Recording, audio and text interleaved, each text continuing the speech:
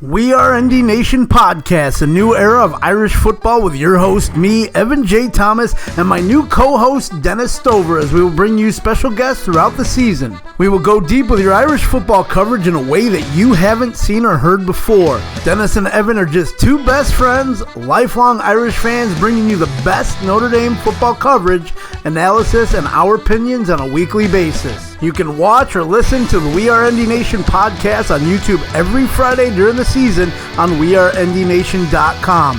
Follow us on the socials. We are ND Nation. Go Irish.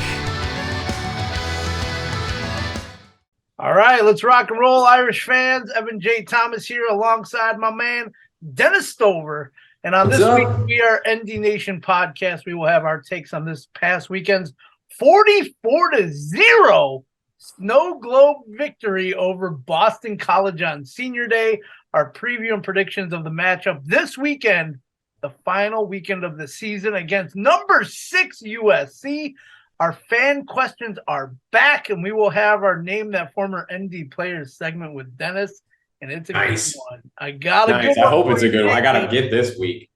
I got a good one. So, all right, we got to kick this show off with 44-0 over BC at home in the Snow Globe, and probably the coldest game I've ever been to in my entire life. Yeah, not to mention the snow, but yeah, it was cold. It was what at the time? It was like 11 with the wind or something. At what they were saying when I was watching the game. Well, once you stop feeling your feet, it doesn't matter anymore. So what was your take? Obviously, I was there. You were watching it on TV. What was your take on the game from beginning? I thought it was great. It reminded me of the end of Godfather 2 when Al Neary takes Alfredo to the boat, puts one in the back of his head, so we had to put down little brother too. So sorry, BC, but Fredo, you had to go down. Nice. We knew it was you. I like they had the one thing though. I got really upset at the beginning because you know how they'll have like a Notre Dame alum and then a Boston College alum, and they had I think it was Pete Mitchell or whatever, that 93 team that took everything away from me, that Boston College team. So that was a little, but I guess that's all they had really. Because Tom Coughlin is he alive or is he passed? Tom Coughlin is still alive. He's still alive. Okay. He was the coach then. Anyway, it was great. It was great. It was a fun atmosphere. It looked like it was a lot of fun. They looked Benjamin Morrison. Dude, that guy, 3 interceptions. If he doesn't get free freshman All-American, I don't know what you got to. I mean, what was it? Is he the first Notre Dame player to have 3 interceptions since when, or is it ever? Probably ever. I mean, I can't think of the last true freshman that was starting. I can think of Kavari Russell. No.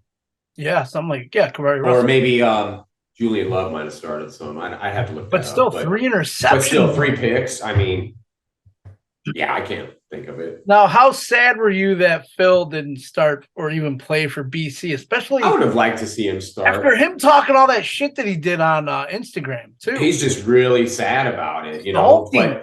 And you know, the one I was reading in, I forget, I think it was Joshua Valls or somebody, Brian Driscoll, one of the two, and they had mentioned he's like, dude, because he kept, you know, going at Notre Dame and stuff, saying all this stuff, and it's like you couldn't. What the guy said in the article was like you couldn't beat out Ian Book. So, and I was like, damn, he's right. I was like, because I love Djokovic, man. I was real happy that him coming in because he looks the build and but he couldn't.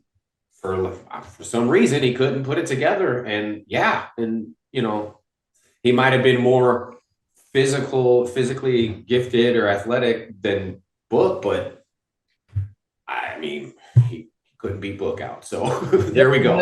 And then not only that, he didn't play. He talked shit. And then he also posted like a whole bunch of pictures of him when he was wearing. That's what I was saying. He's really sad still. Yeah, and he was bashing them, but it's like, okay, you're bashing them, but you're like almost reminiscing on how much you kind of miss it. Yeah, right. Without saying you actually missed it. I mean, it was like, what do they call that? Where you say something passive aggressive. He was passive aggressive on his comments about Notre Dame because he wanted to be there. And he's just like, yeah. Well, because he's probably looking over too, like I should be under center right now. And yeah, you should have, but you decided to fucking transfer. So good riddance, dude. I don't know what to tell you. That's a bad thing. Every year now, there's different quarterbacks. There's so many quarterbacks because there's the transfer thing and we're gonna get guys into that jumping in a in and little out. bit. Yeah, Too. right. Yeah, I mean that's a lot going on. I mean, we just got a big name quarterback that just committed. I know. I was so excited to talk about that, man. Mitch, so he's going to be coming. What's his name? Minchie, right? Kevin Minchie? Kevin Minchie, I believe. Yeah, Kenny Minchie. Kenny Minchie. There you go. Or Kenny Minchie, maybe it is.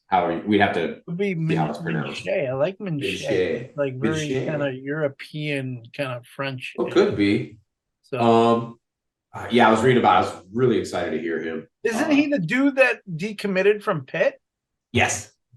Like a week ago, and he already jumped on board. Yeah, and it was funny because like 2 days after he decommitted from Pitt, he was seen with Pine in the locker room, like already. Yeah. So 2 days later, he commits. So I got to talk about me being at the game on Saturday. Yeah. So it was a fucking blast, even though it was so cold out. I mean, it was Brandon, my son, that went to his first game. Heather went to her third game, and then my buddy Rick, Rick, went to a bunch of games.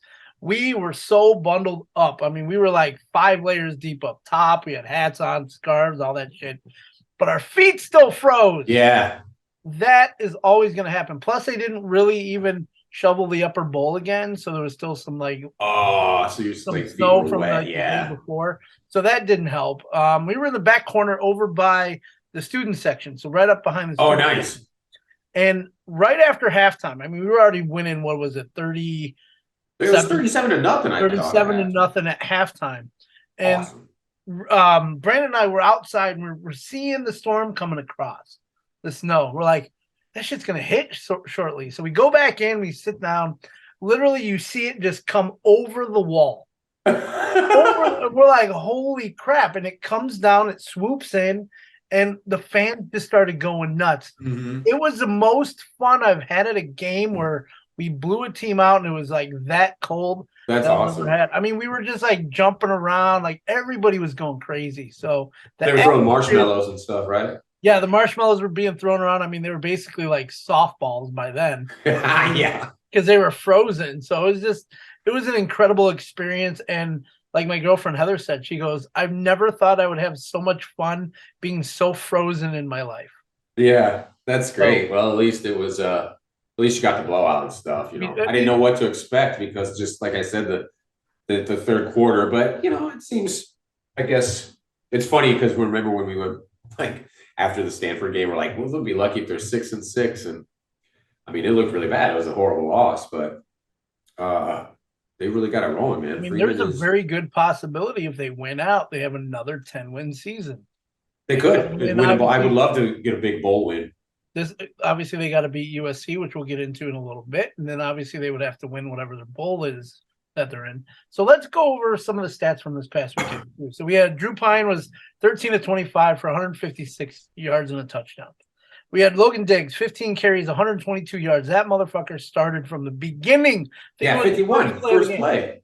50-something yards, 53 51, yards. Yeah, ripped it off. 51 yards. I mean, the place just went nuts right when that happened. One touchdown. Estime was his normal self. 11 carries, 71 yards, 2 touchdowns. That last one that he scored in the snow, where he kind of darted to the left, looked like he was going to go outside and then just cut. Everybody else kept going because they couldn't stop. He just went right in. So that was awesome watching him do that. The running game overall, 38 carries, 281 yards, 7.4 yards per carry, 4 fucking touchdowns. I mean, domination. Defensive shutout, obviously, with a 44-0. We gave up 117 passing yards, 56 rushing yards on 36. Unbelievable. It's almost like BC didn't want to be there once it was that cold out. That could be. I mean, it's cold in Boston, but that very well could be. I mean, after that first 51-yard rip, they probably wanted to go too. They're playing a true freshman quarterback. They couldn't move the ball. I mean, I don't even know who their coach is at this point anymore. I didn't even pay attention. It's usually I know all that, but I don't know how they beat NC State, but they did. And to look at also the stats too, Michael Mayer had 5 catches, 64 yards. Also, I think he became the 13th player in Notre Dame history to have over 2,000 yards for a career receiving. Wow. That's what I heard. So that I think he is over 2,000 yards. He's got all the Notre Dame tight end records. He does. And Pretty I awesome. didn't know he's only a junior. I thought he was a senior. Oh no, he played right out the box, man. That was one of the good things Kelly did. Remember, his freshman year was better than his sophomore year, I believe. And then, and then he's ridiculous this year. Just think if, I mean, it's crazy to think that if and Pine's given us some good work, so I'm not here to bash him now. But just think if we had somebody who didn't have the ceiling that Pine has, like that was. Holy shit, man. Well, with Pine's ceiling, he doesn't have to duck because he's short. So Hi-oh. That's a good dad joke. Of all people to make tall jokes, me. Yeah, but you're not quarterback at Notre Dame. You never will either. So there you go. Holy shit. So we're flying through the show. I'm just gonna go right to our name that former MD player tease. Are you ready for that? Because I feel the second part is what we're gonna talk about those motherfuckers in California. We're gonna have me some fun. Me some fun. Yeah, let's get some. All right, you ready for this one? Bill Duke. Yes. Here we go. Former quarterback. Played from 2001 to 2004. All right. Total completions, 239. Attempts 477. He was only a 50% passer. His passing yards 2,076. Total of 14 touchdowns and 16 interceptions. Any possible clue? Yes, I think so. All right. I will tell you this other part of his stats. He changed to a wide receiver his senior year. You gave it away with that one, but I had to, though. I mean, it's like I had a good one. I appreciate you this week, man. I mean, I couldn't lie about it. It's right. No, you couldn't. I had a feeling as soon as you said his passing yards, I was like, oh, I got it. And you and I have a history with that play. Oh man, yeah. So we'll get into that. All right. Dennis Stover, Evan J. Thomas, the We Are ND Nation podcast. We're going to be back here shortly with our predictions on the game. We also have our fan questions are back. We have a few of those. And then Dennis will probably reveal who he thinks is the name that former ND player. So we'll be back here shortly. Check out the commercial for the E2B2 podcast. Yeah, E2B2. And I might have another podcast in the works too. Yeah, stay tuned. We're going to have other shows after this one. So we will be right back, all here on the We Are ND Nation podcast. The E2B2 podcast featuring father and son duo Evan J. Thomas and Brandon Thomas. Who is your daddy and what does he do? As we discuss our lives, life moves pretty fast. You don't stop and look around once in a while, you could miss it. Pop culture and some of the best movies. John Wick.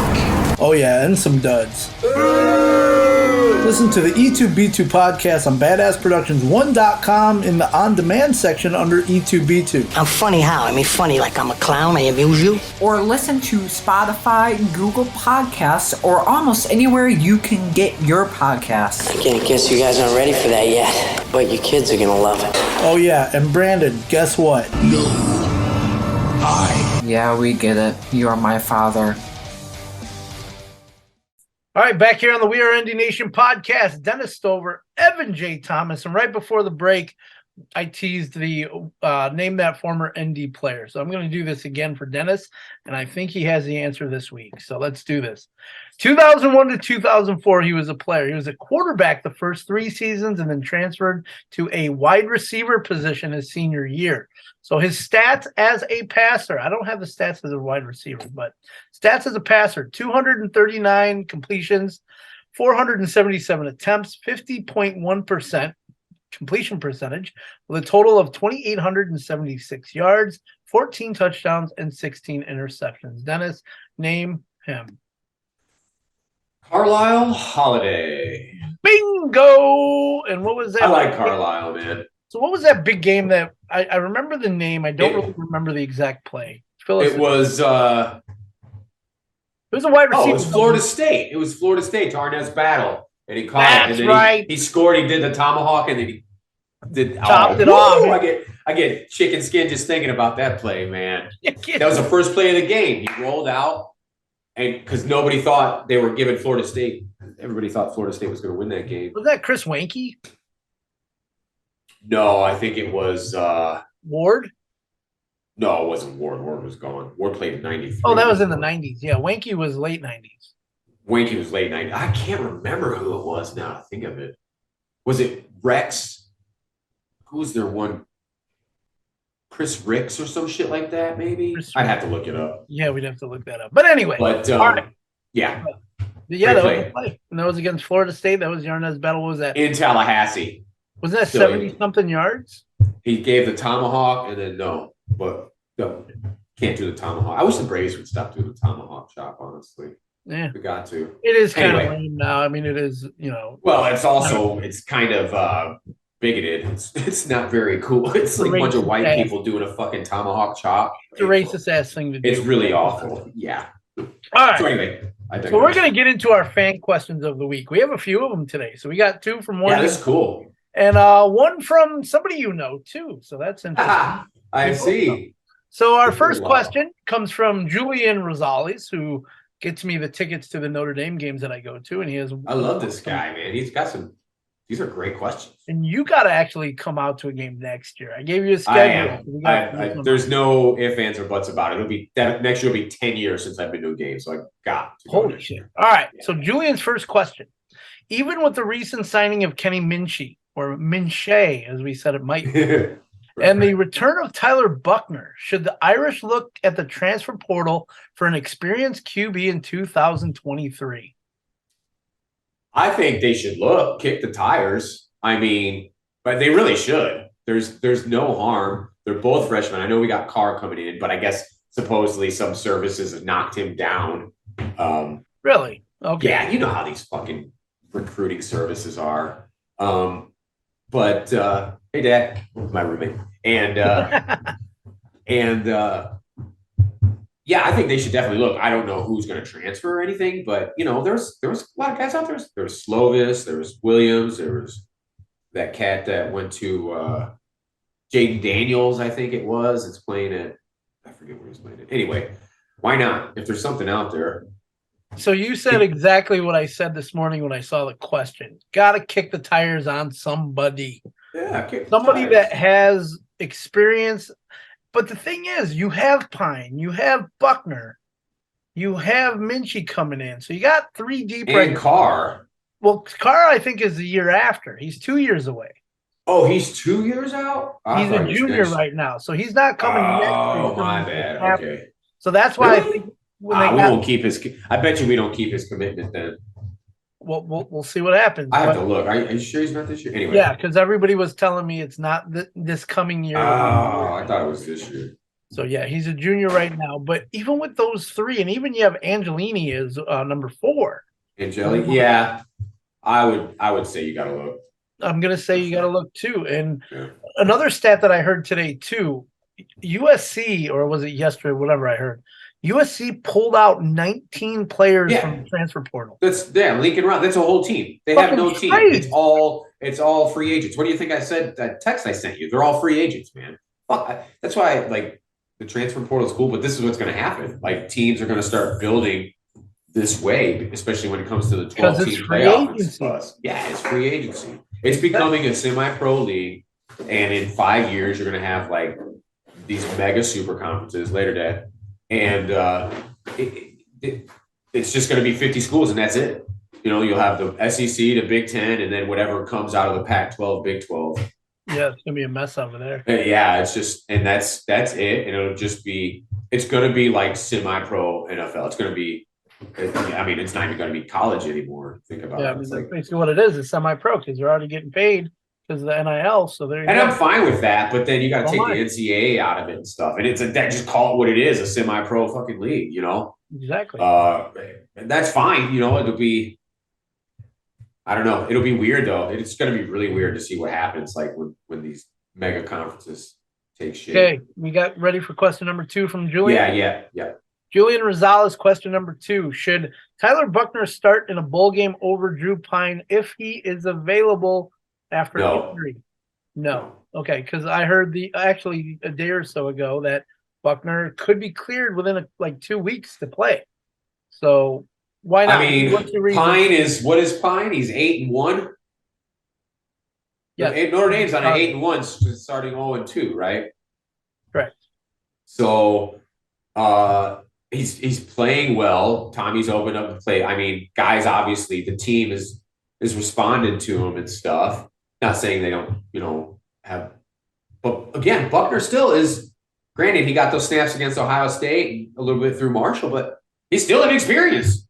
He had 2 starts, and he didn't look that great. So why mess up with the flow? Get him reps, give him a package to get in the game. Sure, think about next year. Fuck yeah. But you can't start him, man. You can't start him. You can bring him in. You could do some gadget plays. The only problem I see is if you bring in Buckner to play at all, you basically know it's going to be a run. It's just the way Buckner is set to play. So unless you actually change that up and you have him pass, which who knows if they even use him, then he could be a weapon in that way. But then again, like you said, he doesn't have that connection like Pine has the last 9-10 games with. Yeah, and he's starting to hit the receivers now. He's getting receivers. They're catching balls now. You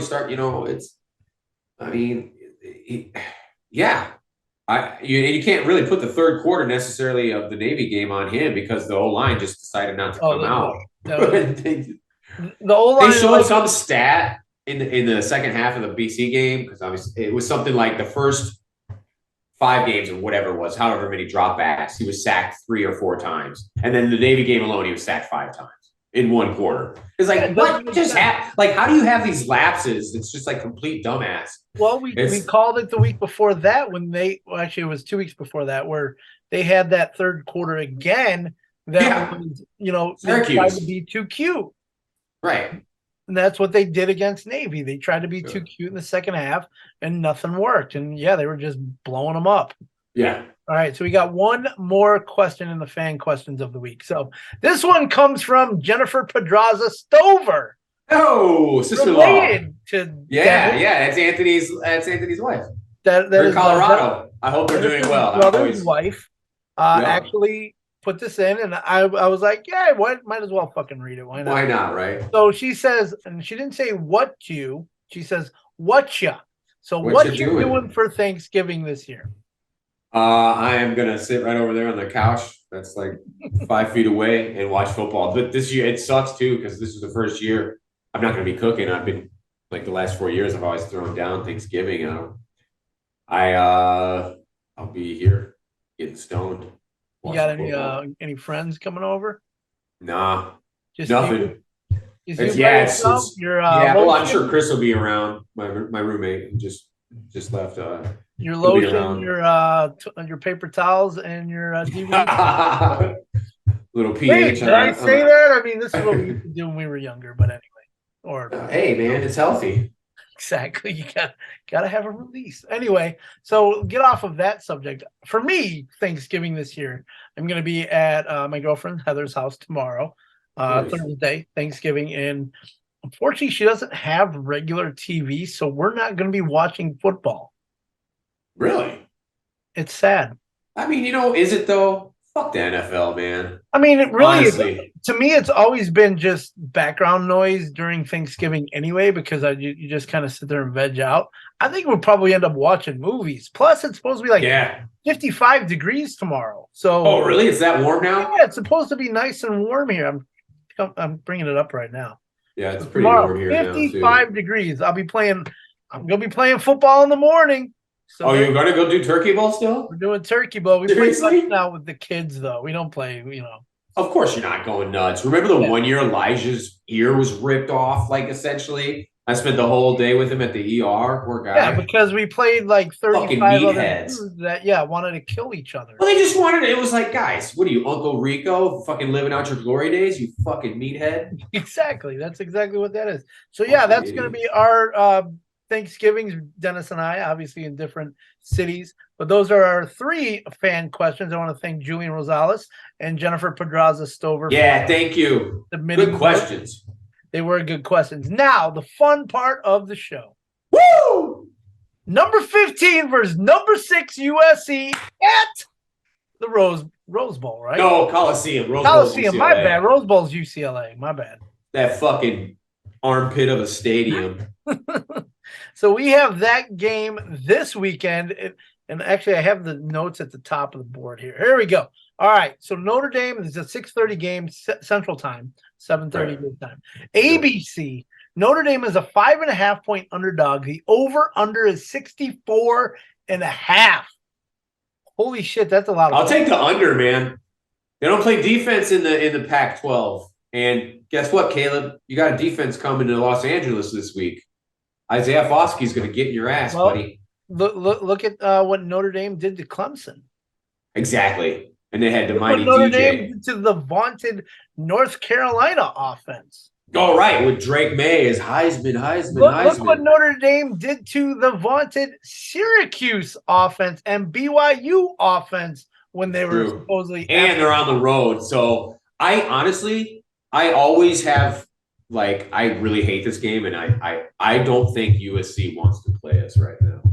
And here's the other. I believe that in my heart of hearts, not just being a Homer fan. Just look at what Notre Dame did to Ohio State opening night at Ohio State. They held them to what? Their lowest total. Their lowest total since last year, even, I think. Before last year. Yeah. So, holy shit. This is and it's Foskey's last game. You're not telling me this guy wants to go off. And they're going to test Morrison. I forgot to mention that. Foskey broke that's right. That's right. Of career sacks at Notre Dame. Foskey had his 25th, breaking Justin Tuck's record of 24. So 24 and a half. He got him by 4 and a half. All right. Half sack. Yeah. So he still has 2 games left to even add on to that. Oh, yeah. Let's hope he gets to 30. I mean, that would be. Yeah, I want to have one of those games like the 86 SC Notre Dame game in Coliseum when Tim Brown cemented his leg, and then they had we had no business beating them, or was it 87? Excuse me, it was 87.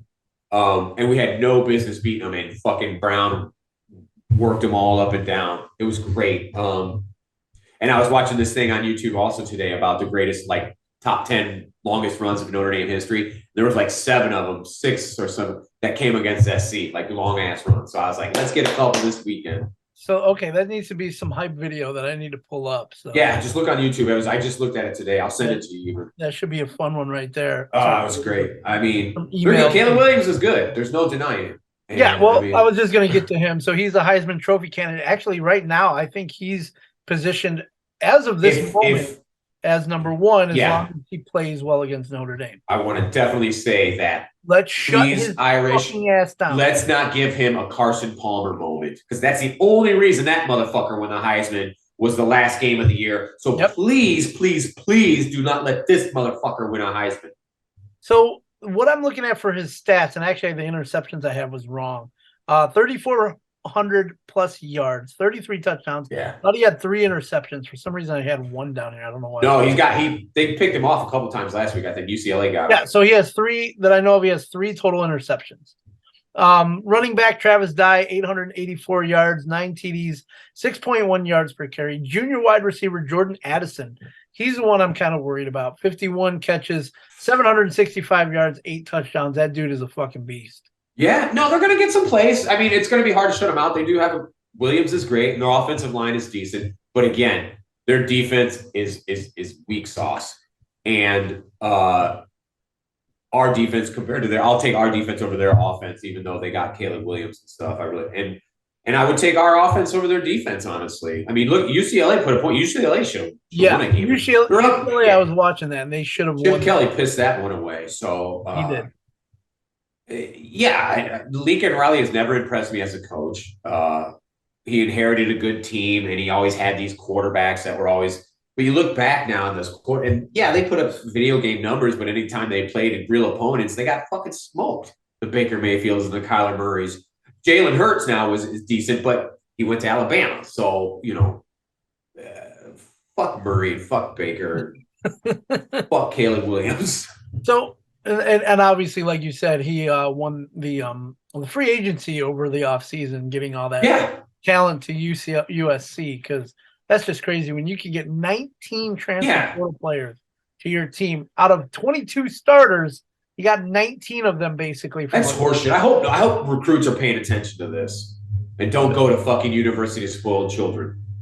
I was waiting for that. So looking at the game from the offensive side and the defensive side for Notre Dame, what are you expecting out of them? They're going to get points. They'll get points. I would take the under though, like I said, because I think Notre Dame's going to run. And honestly, everyone knows it's coming. And I would, if I was Marcus Freeman and Tommy Rees, I'd look at them right in the eye and they're going to put 11 in the box. They probably want to put 22 in the box. They cannot stop us. Run them the fuck over for one. They'll try to take May out of the game, which is fine because again, he's been building his relationship with these other receivers. I mean, Colsey had that badass catch over the middle in this cold ass game. Jaden Thomas is playing lights. I mean, if Lorenzo Styles wouldn't drop as many balls, I think they would go back to him too. So I just wish they used Merriweather more, but I get it because I think they're saving him. Oh, he was out last week. He was injured. Okay. I believe. Yeah. Out. But I'm just hoping that obviously next year he's going to have a bigger role in the offense for sure. Yeah, it'll be good. I think get all those backs going.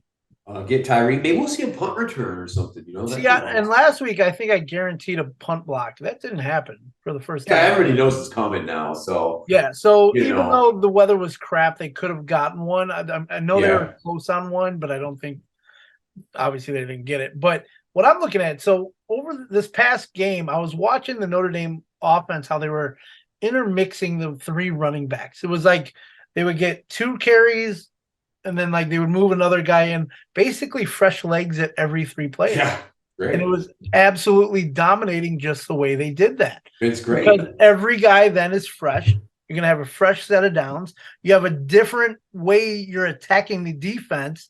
So you got Estime who's just going to run it up your fucking ass and knock you down. And then you have Diggs who's going to kind of juke and junk back and forth. And same thing with I forgot the other running back already. So Tyree. Yeah. Who? Tyree. Diggs, right. Yeah, Tyree. Yeah, and he's more of a catcher out of the backfield anyways, most of the time. So that kind of all works out for them. But I actually think they might take a few more chances deep with Buckner at the helm running the offense. But if he comes in. If Buckner I said playing. Buckner. I'm sorry, I mean Pine. So you think they might take I was looking at the name Buckner right on my page. Yeah. I mean, I hope so. There's a couple times where he had cats open and he misses them, but he's only got so much he can throw. That's small hands too. Well, I mean, he can't. How strong is his arm to push the ball downfield? It's not very. He has a decent arm. I mean, he's good at least with the completion percentage, but deep wise, I don't think he has that big of an arm. All right, well, we do have a few minutes left, so we got to make sure we get to our predictions. So you said they're going to have the under. So you said it was 66? 64 and a half. 64 and a half. I'll take an under, so that means it's I think it's something like maybe 7-0. Yeah, the score thing is tough. I'll pick a Notre Dame win, and I'll say something along the lines of maybe 27-28 to 17 for. Okay. Yeah, I'll just stick with it. Fuck it. So just as long as we win. The score thing doesn't get me. But now I think about it, maybe it will be over. Because 66, maybe it will be over. That's 30th squad, and we've been scoring. Yeah, maybe it will be over. So this is what I have. You ready? Yeah. I have the over. I have 38-35 Notre Dame. Yeah, squeaker. I'm fine with that. It's to me, I feel like it's gonna come down to the last minute. Maybe they're gonna get some plays, and Notre Dame has been exposed on defense for some giving up big plays. So, we can't. Again, Caleb Williams is good. Lincoln Riley's a decent coach. They'll get some offensive plays, but that's all they know. They don't run a defense. It's like God, who is that? It's like Weiss. It's like Charlie Weiss. Charlie Weiss could never get any he got Mike Tateo, but he didn't know what to do with him. Exactly. So, oh my God, this Yeah. is one awesome game. Plus, you have Michigan versus Ohio State. Whoa, who you got that one? I'm picking Ohio State on that one. I just can't. I think I got Ohio State too. I can't cheer for Michigan ever. I know, I can't either. Fuck Michigan. You know what you say. I just can't. Yeah, it's like Michigan and SC, and then I wish a freaking meteor would just hit that stadium. That way, neither. No, you can't say that. I just did. No, because that would mess up the whole. Tennessee lost. Yep, we got 2 minutes left, so we got to figure out what you want to throw in. Because I think actually LSU should not be number 5. USC should be number 5. That's to me bullshit. What about Clemson, man? Clemson's only got 1 loss, and it's to us. Everybody forgets about Clemson. They were just number 4, like 2 weeks ago. Yep, exactly. You can't forget about Clemson, man. They should be ahead of LSU. Yeah, I agree. I think I would put Clemson over USC. I got to see who USC lost to again. I don't remember. USC lost to Utah, and Utah just lost again. I think Utah has the same record as us now. Okay. And they're past us. Yeah, because Utah's one step up from us. So, fuck USC and the University of Spoiled Children. You bitches. I think that's the end of our show today, folks. Thank you so much. Sorry for all the swearing this week, but I was fired up, and it is USC. And we were hoping to actually have a USC former player on the show. That would have been a blast. I'm not going to name the names because, I don't want them to get all pissy or cry at us. Yeah, and if there's other people out there, other alums from other schools, come on, we would love to bring them out. We're not going to rag you. And you, by all means, you can throw us on the bus too if there's, I think this next year or even going forward, I'm going to start doing that. I'm going to start asking more former players from other schools just to come on. Right, like next year, you could have a Stanford person on. They could rag us because they beat us. All right, so we got a minute left or less than a minute left, so we got to kind of wrap this up. Dennis Stover, Evan J. Thomas, We Are ND Nation. You can follow us all over the socials of We Are ND Nation, Facebook, Instagram, Twitter, and YouTube. And make sure you're following me. You can see this episode anytime you want to on YouTube. You can just pull it up and you can go off there. Dennis, you have an amazing Thanksgiving. Yeah. Eat mucho turkey, man. Mucho guajolote. As long as I live through another football game of Turkey Bowl, I'll be good to go. So Happy Thanksgiving, everybody. Go Irish. Go Irish. And fuck USC, University of Spoiled Children. And Michigan. I had to say that loud. And Michigan. And Michigan. There you go.